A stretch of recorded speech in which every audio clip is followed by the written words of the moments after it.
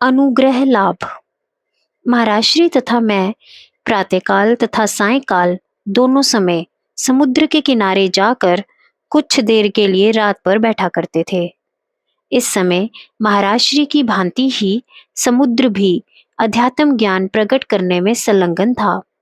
महाराज श्री द्वारा प्रतिपादित ज्ञान का आधार उनका व्यक्तित्व, साधन तथा वाणी थे, तो समुद्र के ज्ञान का आधार उसकी विशालता, गहराई, सीमाबद्धता तथा उनमें ठहरे उठने वाली लहरें थी। समुद्र में उठने वाली लहरों के उदाहरण से संसार की असारता को भली भांति समझा जा सकता है। लहरें उठती हैं, दिखाई देती हैं, फिर विलीन हो जाती हैं, किंतु जल का अस्तित्व सदैव बना रहता है।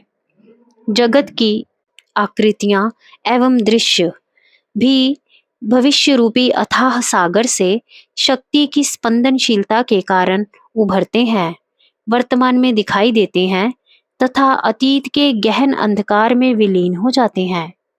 जगत का आधार ईश्वरीय शक्ति समुद्र के जल की भांति सदैव बनी रहती है। समुद्र एक ऐसे वेदांत ग्रंथ के समान है जो बौद्धिक ज्ञान के साथ साथ प्रत्यक्ष उदाहरण भी प्रस्तुत कर अनुभव कराता है। मैंने महाराज श्री से पूछा, आप पिछली बार यहाँ कब आए थे?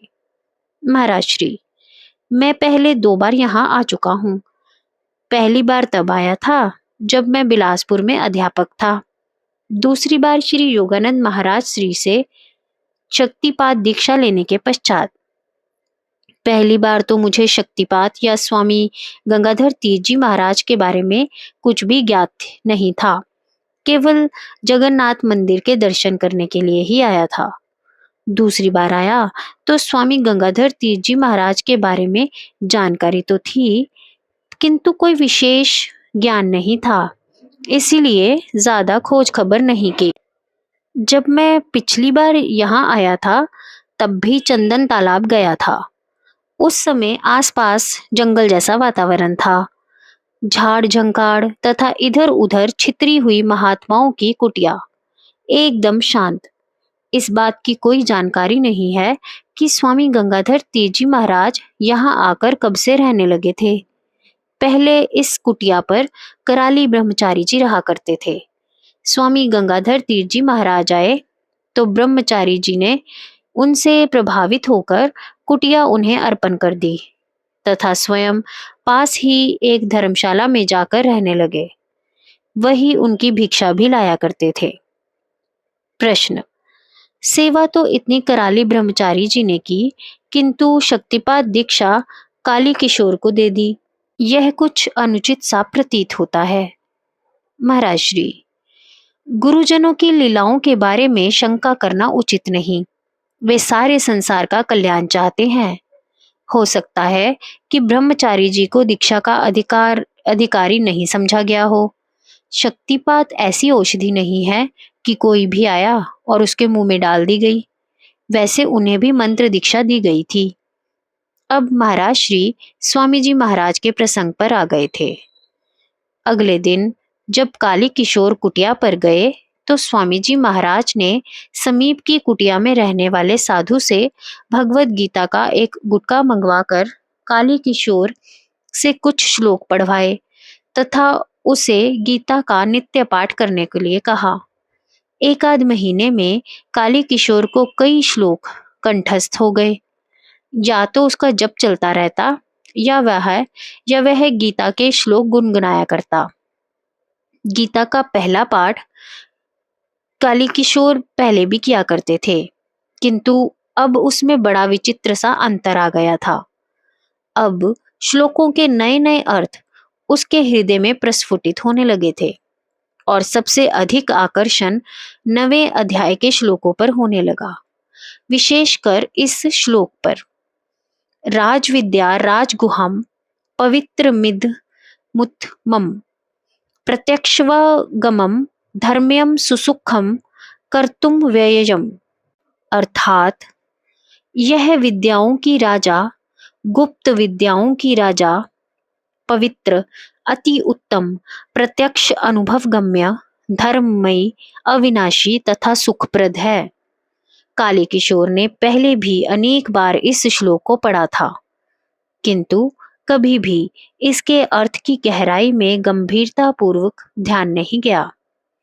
उसने सोचा, ऐसी कौन सी विद्या है जिसमें उपर्युक्त सभी गुण हो। आणव उपाय की किसी उपासना साधना में ये सभी गुण नहीं आ सकते। जगत की सभी विद्याएं उसी प्रकार अपूर्ण हैं जैसे जगन्नाथ जी की प्रतिमा अपूर्ण है। विद्या वही है जो अपूर्णत्व से पूर्ण तत्व पर ले जाए। ऐसी विद्या को ही दिव्य विद्या कहा जाता होगा। जब काली किशोर की समझ में कुछ नहीं आया तो स्वामी जी महाराज से निवेदन करने का निश्चय किया। अगले दिन वह कुटिया पर पहुंचा तो स्वामी जी महाराज ध्यान मग्न थे।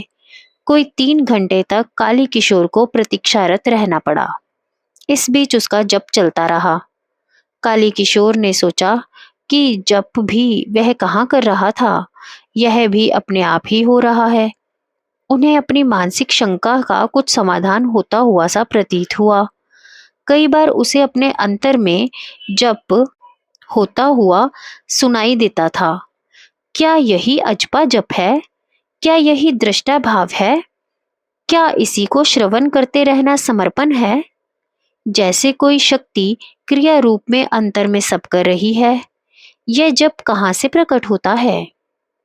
कोई 3 घंटे के पश्चात जब स्वामी जी महाराज का ध्यान भंग हुआ तो काली किशोर ने साष्टांग दंडवत प्रणाम करने के पश्चात अपना प्रश्न प्रस्तुत किया। गीता के 9वें अध्याय में जिसे विद्याओं का राजा, गुप्त विद्याओं का राजा, पवित्र, अति उत्तम, प्रत्यक्ष अनुभव गम्य, धर्मयुक्त, सुखकर तथा अव्यय कहा है, वह राजविद्या, राजगुह्या क्या है? स्वामी जी महाराज, वह विद्या अब तुम्हारे सामने प्रकट होने का समय आ गया है। उस विद्या को वाणी के द्वारा तुम्हें समझाने का प्रयत्न मैं अवश्य कर सकता हूँ, किंतु उत्तम यही है कि तुम उसे अनुभव से जान लो। कल अक्षय तृतीया है, शुभ मुहूर्त है। आज शौरादि करवा लो तथा कुछ पुष्प लेकर 3 बजे प्रातः काल मेरे पास पहुंच जाओ। यह सुनकर काली किशोर की प्रसन्नता का पारावार नहीं रहा। उसने शौरादि करवा लिया तथा दूसरे दिन प्रातःकाल 3 बजे कुटिया पर उपस्थित हो गया। स्वामी जी महाराज प्रतीक्षा में ही बैठे थे। कहने लगे, पहले चंदन तालाब पर जाके स्नान कर आओ। वे स्वयं 2 बजे ही स्नान कर चुके थे। काली किशोर स्नान करके आया तो उसे स्वामी जी महाराज के आसन के सामने ही आसन लगा लेने के लिए कहा गया। पहले उसे स्वामी जी महाराज की संक्षिप्त सी पूजा करने के लिए कहा गया। फिर कहा गया स्वामी जी महाराज के हाथों में पुष्प दक्षिणा स्वरूप भेंट करे। फिर स्वामी जी महाराज ने पहले कुछ श्लोक पढ़े। श्लोकों को सुनते ही काली किशोर को अपना मन अंदर की ओर खींचता हुआ सा प्रतीत हुआ। स्वामी जी महाराज ने उसे मंत्र दिया, ओम सच्चिदा एकम ब्रह्मा सोहम। फिर 1-2 मिनट में उस मंत्र की छोटी सी व्याख्या की। ब्रह्मा सत्य है, चित्त है और एक है। ईश्वर सत्य स्वरूप तथा चेतन है। वह अपने समान एक ही है। वह ईश्वर तथा उसकी अभिन्न शक्ति जो क्रिया के रूप में तुम्हारे अंतर में जागृत होकर क्रियाशील होने वाली है, तुमसे भिन्न नहीं है। वही तुम्हारा रूप है। एक एक शब्द काली किशोर के हृदय में उतरता जा रहा था। स्वामी जी महाराज ने दृष्टि गाड़ कर काली किशोर की ओर देखा। उनके नेत्रों के माध्यम से प्रसारित होती हुई शक्ति चैतन्य रूपी जल के ऊपर तैरती हुई काली किशोर के चित्त में प्रवेश कर गई। जिस प्रकार पक्षी उड़ता हुआ वृक्ष की शाखा पर जा बैठता है, उसी प्रकार काली किशोर को भी शक्ति आती हुई तथा चित्त में प्रवेश करती हुई अनुभव हुई। उसके साथ ही साथ सारे शरीर में चींटियों के चलने की सरसराहट होने लगी। रोए खड़े हो गए। काली किशोर का सारा शरीर पसीना पसीना हो गया। उसने पहले एक चीख मारी, फिर जोर से चिल्लाने लगा, ओम सच्चिद एकम ब्रह्मा सोहम। स्वामी जी महाराज ध्यान में जा चुके थे। इसके साथ ही काली किशोर का ध्यान भी लग गया। अब कुटिया में दो योगी ध्यान मग्न थे। प्रातःकाल हो गया था, सूर्योदय हो चुका था। कराली ब्रह्मचारी जी कुटिया की साफ सफाई के लिए आए तो दोनों को ध्यान मग्न पाया। जब दोनों अपने ध्यान से उठे तो काली किशोर के मुखमंडल दिव्य अलौकिक तेज से दे दीप्यमान था। उसके नेत्रों से बरबस अश्रुपात होने लगा। वह स्वामी जी महाराज के चरणों पर गिर पड़ा। फिर कराली ब्रह्मचारी जी को प्रणाम किया। उसने ब्रह्मचारी जी से कहा, आपकी कृपा के फलस्वरूप ही मुझे परमार्थ पथ का लाभ हुआ है। आप भी मेरे लिए गुरु तुल्य ही हैं। फिर स्वामी जी महाराज बोले, अब तुम्हारे प्रति गीता के 9वें अध्याय की मौखिक व्याख्या करने की आवश्यकता नहीं है। तुम्हें जिस विद्या की अनुभूति आज आरंभ हुई है, यही राजविद्या राजगुह्या है। तुम्हारे अनुभव तुम तक ही सीमित हैं। किसी को बताना भी चाहोगे तो पूरा वर्णन नहीं कर पाओगे। अत्यंत सरल एवं सुक्कर है, प्रत्यक्ष अनुभव गम्य है। भौतिक जगत की अपेक्षा चैतन्य शक्ति अति उत्तम है। यह केवल बातों का विषय नहीं है, अपितु तुम्हारे अंतर में प्रत्यक्ष अनुभव हुआ है। तुम्हें अपनी ओर से कुछ नहीं करना, इससे सरल और कुछ भी नहीं। यह धर्म अनुकूल है, अव्यय है। इस पर काली किशोर ने मीराबाई का यह भजन गाना आरंभ कर दिया। पायो जी मैंने राम रतन धन पायो, वस्तु अमोलक दी म्हारे सतगुरु, कर कृपा अपनायो। जन्म जन्म की पूंजी पाई, जग में सभी खोवायो। खर्च न दे खर्च न कोई, चोर न लेवे, दिन दिन बढ़त सेवायो। सत की नाव खेवटिया सतगुरु, भव सागर तर आयो। मीरा के प्रभु गिरधर नागर, हरख हरख जस गायो। भजन सुनकर स्वामी जी महाराज भाव विभोर हो गए। बोले, काली किशोर, तुमने भाव को ठीक पकड़ा है। संसार के धन वैभव को किसी प्रकार का संकट हो सकता है, किंतु नाम को नहीं। हाँ, यह संकट अंतर से आ सकता है, किंतु नाम अंतर में ही सक्रिय होकर अंतर शत्रुओं का नाश करता है। प्रभु शक्ति नित्य नई लीला का अनुभव कराती है। नए भाव, नई तरंगे, नया उत्साह, यह सदा ही नव यौवना है। किंतु वह नाम शक्ति गुरु से ही प्राप्त होती है। वास्तव में ही यह धन आमोलक है। फिर कहा, यह शक्तिपात दीक्षा का शाक्तोपाय है, जिसमें शक्ति की क्रियाओं की अनुभूति अपने अंतर में अपने से भिन्न होती है, किंतु यह आरंभ मात्र है। शनै शनै क्रियाओं में संस्कार क्षीण होते जाएंगे, मन निर्मल होता जाएगा तथा तुम्हारी स्थिति शांभवोपाय में प्रवेश कर जाएगी। पर इसमें समय लगेगा। इस समय भारत में यह विद्या अप्रकट अवस्था में है। संभव है आगे चलकर भारत भर में प्रचारित हो जाए।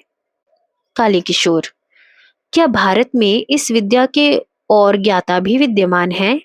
स्वामी जी महाराज, सारे भारत में इस समय हम 6 लोग ही इस विद्या से अवगत हैं, जो मेरी ही तरह अपने आप को संसार में अप्रकट रखते हुए साधनरत हैं। अप्रकट का अर्थ अपने शरीर को अप्रकट रखने से नहीं है, वरन अपनी वृत्ति, साधन तथा आंतरिक स्थिति को जगत की नजरों से बचाए रखना है। कोई विद्या एकदम लुप्त नहीं हो जाती। संसार की दृष्टि से ओझल रहकर कहीं कहीं उसके साधक अवश्य रहते हैं। काली किशोर, इस विद्या को प्रकट क्यों नहीं किया जाता? जन कल्याण की भावना से ऐसा आवश्यक प्रतीत होता है। स्वामी जी महाराज, जन कल्याण की भावना से ही इसे बार बार प्रकट किया जाता है, किंतु जन साधारण इसका दुरुपयोग करने लग जाते हैं, जिससे साधन का स्तर गिरते गिरते लुप्त हो जाता है। अब वह समय आ गया है जब इसे पुनः प्रकट कर दिया जाए। काली किशोर, आपके अतिरिक्त इस विद्या के ज्ञाता अन्य 5 महापुरुष कौन हैं? स्वामी जी महाराज, इसको पूछकर क्या करोगे? वे एकांत में ही साधनरत हैं। उनका एकांत बिगाड़ने का मुझे कोई अधिकार नहीं। यदि उन्होंने कभी उचित समझा तो वे महापुरुष स्वयं अपने आप को प्रकट कर देंगे। किसी के साधन में हस्तक्षेप करना उचित नहीं है। हाँ, मैंने अवश्य तुम्हें शक्तिपात दीक्षा देकर अपने आप को प्रकट कर दिया है। अब तुम्हारा कर्तव्य है कि मुझे जन साधारण से अप्रकट रखते हुए यथा समय इस विद्या का जगत में प्रचार करो। इसमें जल्दी नहीं करना, उपयुक्त समय तथा उपयुक्त आंतरिक अवस्था की प्रतीक्षा करना। इस प्रकार सन 1881 में अक्षय तृतीया के शुभ पर्व पर शक्तिपात विद्या को सर्वसाधारण के लिए सुलभ करने हेतु काली किशोर की दीक्षा के रूप में बंगाल की खाड़ी के किनारे उड़ीसा प्रदेश की पावन नगरी जगन्नाथपुरी में महायज्ञ का अनुष्ठान किया गया। यह आयोजन चंदन तालाब पर स्वामी जी महाराज की कुटिया में संसार की नजरों से दूर शांत एकांत वातावरण में संपन्न हुआ। स्वामी गंगाधर तीर्थ जी महाराज ने अपनी निवृत्ति परायण वृत्ति को अक्षुण्ण रखते हुए इस महायज्ञ में अपनी आहुति दी तथा काली किशोर के माध्यम से विद्या का प्रसार प्रचार किया। काली किशोर इस जन कल्याणकारी आंदोलन का प्रवर्तक हुआ, किंतु उसके पीछे शक्ति तथा आशीर्वाद स्वामी जी महाराज का ही था। जय गुरुदेव।